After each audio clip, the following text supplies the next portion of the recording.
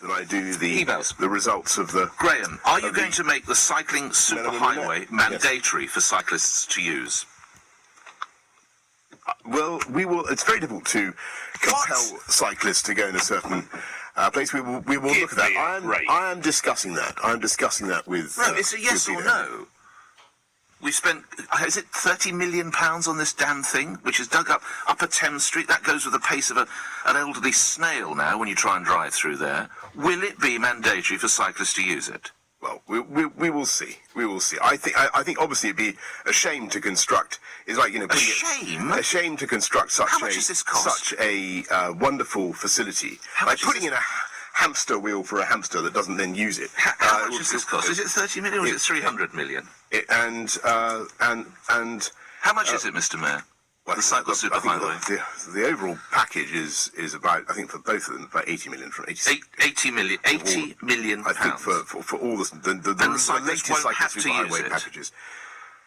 Well, we're looking at it. Well, obviously they'd be mad not to. But again, you're talking about framing new. You'd have to, I suppose, you can't get through parts of London because of this damn thing at the moment. Well, one lane crawling slowly towards another lane while this wretched thing is being built. Blokes standing around all day long in high vis vests. Now, do you want us to do things to make cycling safer or not? Yes, of course. You've got to get off the fence. You've got to stop. What do you mean? I'm not the mayor. I'm not the... I've got to get off any fence.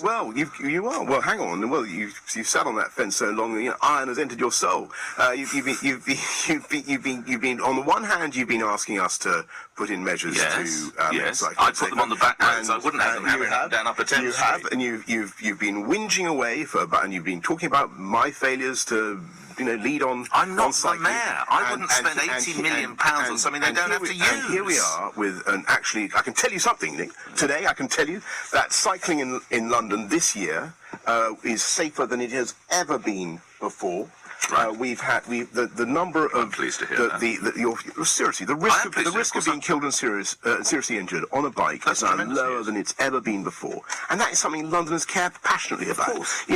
I have to comfort the families of people who've lost their lives in cycling accidents. It is a terrible thing. Some of the injuries that are sustained, even when the victims don't die, are truly horrendous. I can imagine. And we need to look after people properly.